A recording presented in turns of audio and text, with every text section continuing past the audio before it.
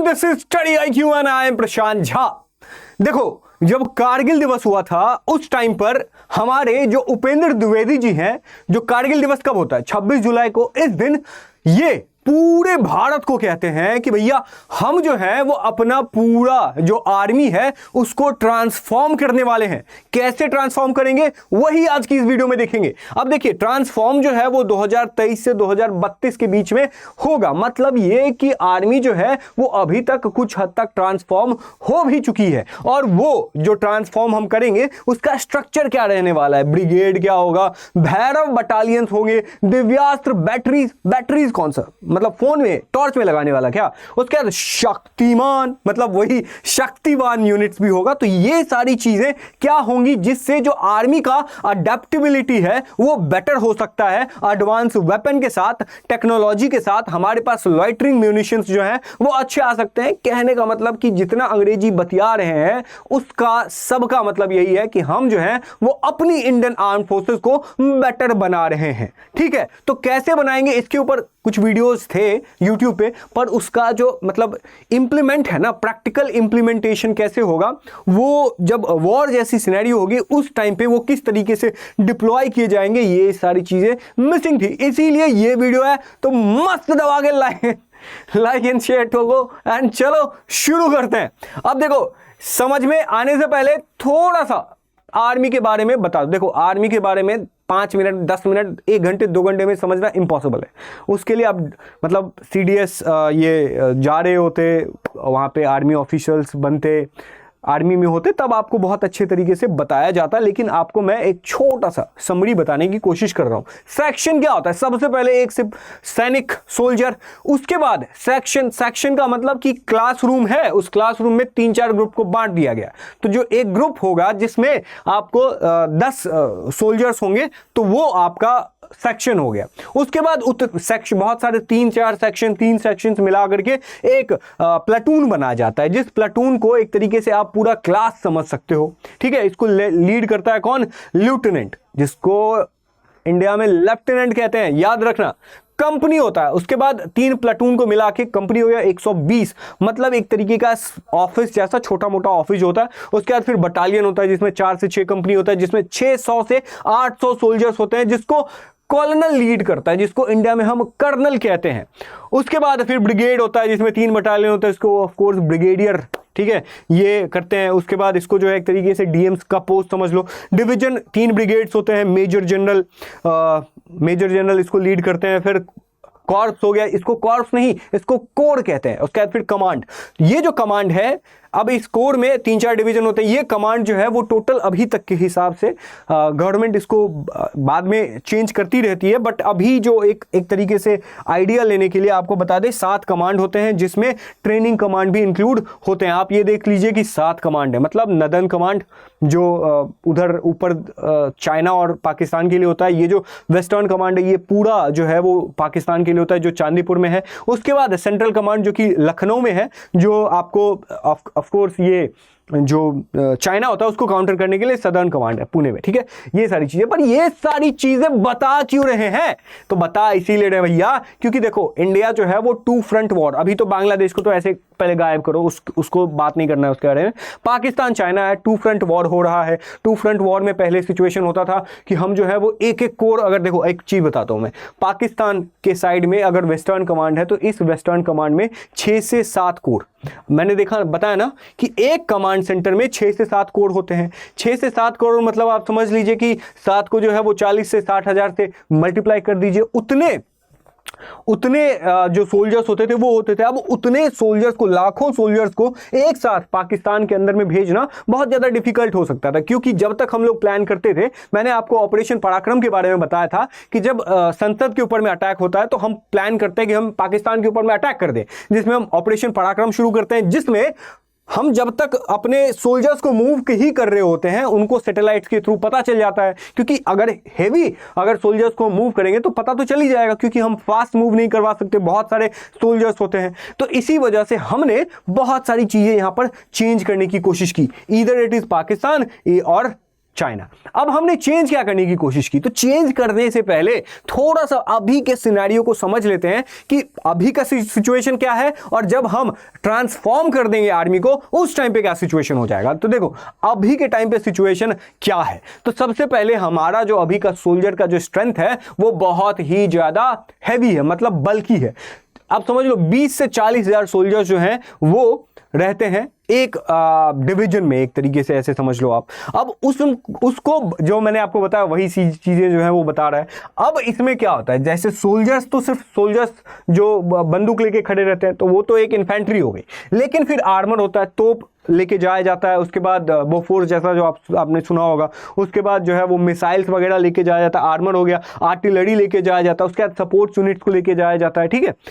तो इन सब को साथ में लेके जाने का बहुत ज्यादा डिफिकल्ट होता है, और ये सब का जो कमांड है वो अलग अलग है। इन्फेंट्री का एक अलग कमांड होगा, उसके बाद जो आर्मर का है वो अलग कमांड होगा, आर्टिलरी का अलग कमांड होगा। तो सारे कमांड को फोन करके बोला, भाई यार हम यहां पहुंच चुके हैं, आप कहां हो, आप यहां पहुंच चुके हैं, हम नहीं पहुंचे। तो बहुत ज्यादा मुश्किल आती थी। उसके बाद जो इन्फेंट्री वाला सिचुएशन था, इस सिचुएशन में क्या होता था कि जो रेगुलर इन्फेंट्री होती थी, जो राइफल लेके खड़ी होती थी, इंसास राइफल, वो सिचुएशन उसमें क्या होता था कि हर इन्फेंट्री में, हर जो राइफलमैन होते थे, मतलब उनके ग्रुप में एक घातक प्लाटून होता था। अब उस घातक प्लाटून का क्या काम होता था, वो एक तरीके से स्मॉल यूनिट होते थे। सारा प्लाटून को तो, सारे सोल्जर्स को तो लेके नहीं जाते थे, तो जो एक प्लाटून मतलब लेके गए और कुछ लोगों को, और कुछ लोग जो है वहां पे अटैक किए, उनको डिस्ट्रॉय किए, फिर जो है वो बाकी सोल्जर्स आते थे ताकि वो ट्रैप ना हो इस तरीके से। लेकिन यहां पे दिक्कत ये होता था कि इनके पास ड्रोन होता नहीं था, इनके पास लॉइटरिंग म्यूनिशंस नहीं होते थे। लॉइटरिंग म्यूनिशंस का मतलब जो कामिकाजे ड्रोन आपने सुना होगा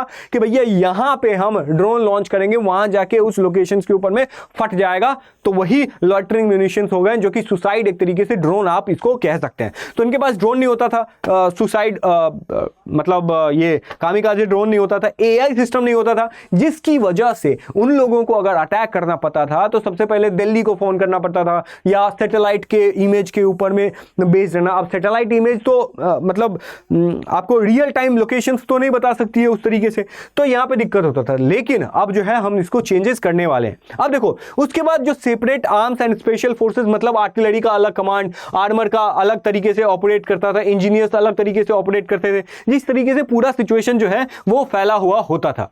उसके बाद जो स्पेशल फोर्सेज, अगर मान लो कि हमें अटैक करना है ना, तो सबसे पहले मैंने आपको बताया ना घातक प्लेटून, उसी तरीके से पैरा एसएफ फोर्सेज को भेजा जाता था। तो सिर्फ पैरा एसएफ फोर्सेज ही होते थे। पूरा जब जो पैरा एसएफ होते थे ना, वो छोटे नंबर्स में होते थे, वो हाईली ट्रेंड होते थे, उनके पास जो वेपन्स होते थे वो एडवांस होती थी। लेकिन मतलब हमारे पैरा एसएफ ही जो है वो लाइट वेटेड कमांडर है, ठीक है। लेकिन जो बाकी सोल्जर्स हैं, वो नॉर्मल सोल्जर्स हैं, वो जल्दी से मूव नहीं कर सकते हैं, ये दिक्कत होता था। उसके बाद जो कन्वेंशनल आर्टिलरी होती थी, इसमें क्या होता था कि सिर्फ गन्स, रॉकेट जैसे बोफोर्स हो गया, पिनाक हो गया, वज्र हो गया, यही सारी चीजें होती थी। इसमें कोई ड्रोन नहीं होता था, मतलब रियल टाइम डेटा के साथ। उसके बाद आती है भैया रुद्र। भैया जो हिंदू माइथोलॉजी में हमारा जो रुद्र है, जो एक बार पागल हो जाते हैं तो फिर भैया जो दुश्मन है ना उसको ध्वस्त करके ही आते हैं, इसीलिए हमने इसका नाम रुद्र ब्रिगेड रखा। अब ये रुद्र ब्रिगेड जो है वो नॉर्मल ब्रिगेड से कैसे चेंज हो जाएगा, तो इस चीज को लेकर के समझते हैं। अब देखिए जो रुद्र ब्रिगेड है ना, ये कहां है आप समझो, यहां पर आप देख सकते हो कि ब्रिगेड है। अब इस वाले पोजीशन में ब्रिगेड आता है, दो ब्रिगेड मतलब दो रुद्र दो यहां पर रुद्र ब्रिगेड्स होंगे, दो रुद्र ब्रिगेड्स होंगे। मतलब क्या है, मतलब ये है कि आप मतलब ये है कि आप देखिए जो थिएटर होते हैं, वेस्टर्न कमांड होते हैं, जैसे कि मैं यहाँ पे एग्जांपल में आपको बताऊं यहाँ पर, तो यहाँ पर जो वेस्टर्न कमांड होते हैं, एक कमांड में 6 से 7 कोर हो गए और इस 6 से 7 कोर में 3 से 4 डिवीजन हो गए, मतलब बहुत सारे ब्रिगेड्स होंगे। अब उस हर कोर में, अब जहां जैसे यहाँ पे 6 से 7 कोर हैं, यहाँ पे 6 से 7 कोर हैं, ठीक है। अब इस 6 से 7 कोर में हर कोर में 2 रुद्र ब्रिगेड्स होंगे, मतलब एक कोर में जितने सोल्जर्स हो गए उसको आप समझ लीजिए कि हर कोर में, अब 6 से 7 कोर हैं तो मतलब हमारे पास 12 से 14 जो है वो रुद्र ब्रिगेड्स होंगे। अब ये रुद्र ब्रिगेड्स जो है वो डिफरेंट कैसे होंगे, तो ये डिफरेंट कैसे होंगे अब मैं आपको बताता हूं। अब ये क्या हो जाएंगे कि इन रुद्र ब्रिगेड्स में इनकी अपनी इन्फेंट्री होगी, इनकी अपना टैंक्स होगा, इनका अपना आर्टिलरी होगा, इनका अपना ड्रोन्स होगा। पहले इन्फेंट्री का अलग कमांड, अलग लीडर, टैंक्स के लिए अलग फोन करना पड़ता था, आर्टिलरी के लिए अलग फोन करना पड़ता था। अब जो है वो बोला गया है कि इस वाले ब्रिगेड के पास इतना टैंक दे दो, इतना आर्टिलरी दे दो, इतने ड्रोन्स दे दो। इनको अब किसी और से टैंक से फायर करने के लिए ऑर्डर लेने की जरूरत नहीं पड़ेगी। ये यहां पर सिस्टम हो जाएगा जिससे ये इंडिपेंडेंट हो जाएंगे, जो पहले डिपेंडेंट थे इंडिपेंडेंट हो जाएंगे और ये जो है वो रैपिड हो जाएंगे। मतलब क्या है, ये एक तरीके से एक बॉक्स में छोटा सा आर्मी ही समझ लो। आर्मी का मतलब क्या होता है, आर्मी में सिर्फ सोल्जर्स नहीं होते हैं, सोल्जर्स के साथ आर्टिलरी होती है, टैंक्स होते हैं, उसके बाद मिसाइल्स होते हैं, ड्रोन्स होते हैं, सब कुछ मिला करके एक आर्मी होता है, ठीक है। लेकिन जो एक तरीके से ब्रिगेड होते हैं वो सिर्फ सोल्जर्स के हो गए तो सोल्जर्स के, या फिर आर्टिलरी के हैं तो आर्टिलरी के, ये सिस्टम है। उसके बाद जो हेड ऑफ बटालियंस हैं वो क्या है, तो ये जैसे मैंने आपको बताया, एक हर कोर में 2 रुद्र ब्रिगेड्स होंगे, मतलब 6 से 7 कोर अगर वेस्टर्न कमांड में है तो आप समझ लो कि 14 रुद्र ब्रिगेड्स हो जाएंगे। पाकिस्तान के बॉर्डर पे हम सीधा खड़ा कर देंगे। उसके बाद जो बटालियंस हैं, अब देखो बटालियंस, बहुत सारे बटालियंस को मिलके जो है वो एक ब्रिगेड बनता है। तो बटालियन जो है मतलब कि ये आपका कहना है कि जो 10 से 12% हमारे सोल्जर्स हैं, 40 से 50 बटालियन जो है हमारे पास, 400 से 500 बटालियंस होंगे, जिसमें हमारे जो 40 से 50 बटालियन ऐसे होंगे जिनको हम एडवांस करेंगे। पहले सिर्फ इन्फेंट्री में सिर्फ एक स्मॉल घातक प्लाटून होता था, लेकिन अब जो है हम पूरी बटालियन को ही वो घातक प्लाटून जैसा स्ट्रॉन्ग कर देंगे, जिससे हम फास्ट रेड कर पाएंगे, बॉर्डर एक्शंस ले पाएंगे और स्पेशल मिशंस भी हम कर पाएंगे। उसके बाद जो ड्रोन वाले पोर्शन में हमने क्या चेंजेस लेके आए हैं, अब ये देखिए यहां पर कि पहले कोई भी अनमैन्ड एयर व्हीकल नहीं होता था इन्फेंट्री में, कोई ड्रोन जैसा सिस्टम नहीं होता था, जिसकी वजह से जो सर्विलांस होती थी वो डिफिकल्ट होती थी और इसी वजह से हमारा जो टारगेट होता था, हमारा जो अटैक होता था वो उस तरीके से एफिशिएंट नहीं हो पाता था। लेकिन अब हम क्या कर रहे हैं कि हर मतलब एक तरीके से एक अलग से ड्रोन प्लाटून बना दिए। प्लाटून का मतलब एक ग्रुप, मैंने आपको बताया था, तो वो आपको एक ड्रोन प्लाटून ही बना दिए जो कि सिर्फ ड्रोन को ऑपरेट करेंगे। और अगर वो ड्रोन को ऑपरेट कर रहे हैं तो इन्फेंट्री के आगे ड्रोन जो प्लाटून होगी वो चलती रहेगी। सबसे पहले ड्रोन से वो देखेंगे कि आने वाला जो आगे का टेरिटरी है वहां पर कितने सोल्जर्स हैं, किस तरह के वेपन्स हैं, वो फटाफट देखेंगे। उसके बाद सीधा हमारी इन्फेंट्री जो है वो आगे बढ़ जाएगी। उससे पहले जो है हमारा जो रुद्र ब्रिगेड है वो आगे बढ़ जाएगा। उसके बाद जो दिव्यास्त्र हैं, जो शक्तिमान है, ये सब क्या है, तो भैया जो दिव्यास्त्र बैटरीज हैं, तो बैटरीज का मतलब क्या होता था कि एक तरीके से यूनिट, एक unit is equal to battery, मतलब कि गन का, अब देखो जैसे ग्रुप हम बोलते हैं ना कि ब्रिगेड, सोल्जर, मतलब प्लाटून, ये सारी चीजें ना सोल्जर्स के लिए ग्रुपिंग का यूनिट है। उसी तरीके से जो बैटरी है ये वेपन्स के लिए यूनिट का काम करती है, कि मतलब अगर गन्स का एक यूनिट है तो वो एक बैटरी हो गया, रॉकेट का एक यूनिट है मतलब एक रॉकेट का एक बैटरी हो गया। उसी तरीके से अब जो दिव्यास्त्र बैटरीज हैं वो कैसी होंगी, तो उस एक बैटरी में आप समझिए कि गन्स भी होंगे। पहले सिर्फ गन्स का एक अलग बैटरी होता था, आर्टिलरी का अलग बैटरी होता था, लेकिन अब जो है एक दिव्यास्त्र बैटरी में गन्स भी होंगे, ड्रोन्स भी होंगे, लॉइटरिंग म्यूनिशंस भी होंगे, जो कामिकाजी ड्रोन्स की बात मैं यहां पे कर रहा था। उसके बाद जो शक्तिमान यूनिट हो गए,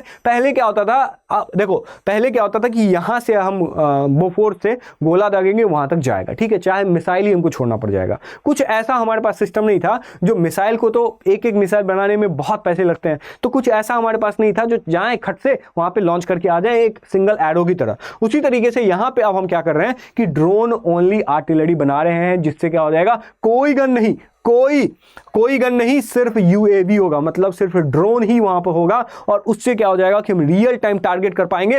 बोलेंगे अरे भैया वहां पर जो है वो इतना सारा सोल्जर है, उसको जो है पहले ड्रोन से जो है आप देखिए कि कितने सारे वेपन्स लेके रखे हैं उन्होंने, कितने सारे सोल्जर्स लेके रखे हैं, कौन सा टेरेन है वहां पे, किस पोजीशन पे है, कौन सा पोजीशन को काटेंगे जिससे बेटर सिचुएशन हो जाएगा। इस तरह की चीजें यहां पर है। उसके बाद जो एयर डिफेंस में भी मॉडर्नाइजेशन हमने करने की कोशिश की है, जैसे आकाश प्राइम मिसाइल है। पहले क्या होता था, पहले के टाइम पे जो सरफेस टू एयर मिसाइल्स होती थी वो उस तरीके से इफेक्टिव नहीं होती थी, क्योंकि उनके पास लेजर गाइडेड टेक्नोलॉजी नहीं होती थी, वो जो है वो एआई इनेबल्ड नहीं होती थी। अब जो है वो रात में ऑपरेट नहीं कर, मतलब इस तरह की चीजें थी। अब जो है वो सिस्टम चेंज हो गया। आकाश प्राइम जो है वो 25 किलोमीटर रेंज का है कि अगर कहीं पर तुम आकाश मिसाइल को लगा के रख दिए ना, तो सामने से अगर ड्रोन आ रहा है ना, ड्रोन अटैक हो रहा है, जो पाकिस्तान ने अभी आप समझ लो कि ऑपरेशन सिंदूर में किया था। और ऑपरेशन सिंदूर में तो हमने 2 रुद्र बटालियंस ऑलरेडी हमने बना लिए थे, जिस रुद्र बटालियंस को हमने ऑपरेट भी किया था ऑपरेशन सिंदूर में। उसी तरीके से आकाश प्राइम में अगर है तो 25 किलोमीटर की रेंज में अगर कोई भी ड्रोन अटैक करता है तो उसको वहीं पे स्वाहा कर देगा, क्योंकि यहां पे बेटर सेंसर्स हैं और नाइट ऑप्स हैं। इसीलिए आपको देखा जाता होगा कि ब्लैकआउट होता है, ताकि जो ड्रोन्स हैं, जो मिसाइल्स हैं, उनको जो है वो कोई दिखे नहीं। ठीक है, यहां पे हमारे आकाश प्राइम मिसाइल खड़े हैं, आ रहा है रात में भी, सीधा डैमेज वहां पे पहुंचा दिया जाएगा। उसके बाद ये QR सैम जो है वो, उसका मतलब क्या होता है कि ये मोबाइल है। अब पहले क्या होता था, इतना भारी भड़कम सा सिचुएशन होता था जिसको मूव करना बहुत डिफिकल्ट हो जाता था।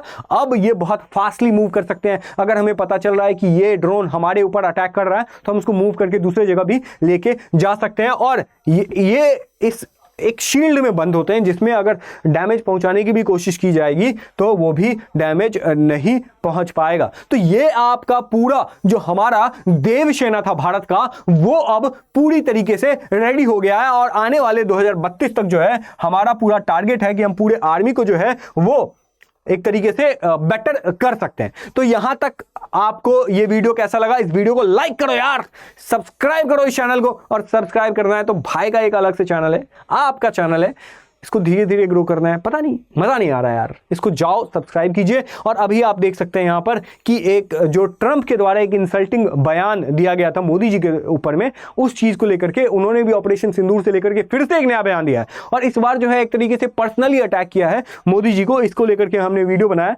कि हमारा रिस्पॉन्स क्या था और हम किस तरीके से काउंटर कर सकते हैं। तो जाके इस वीडियो को चेकआउट कीजिए। आप यूट्यूब पे प्रशांत झा सर्च करेंगे, आपको ये वाला लोगो मिल जाएगा, आप इसको जाएंगे, वीडियो देखेंगे, वीडियो पसंद आएगी तो वीडियो को लाइक करेंगे और चैनल को सब्सक्राइब करेंगे। अगर नहीं पसंद आई तो मत कीजिएगा। तो फिर मिलते हैं आपसे नेक्स्ट किसी वीडियो में, तब तक के लिए thank you so much and bye, see you, जय हिंद।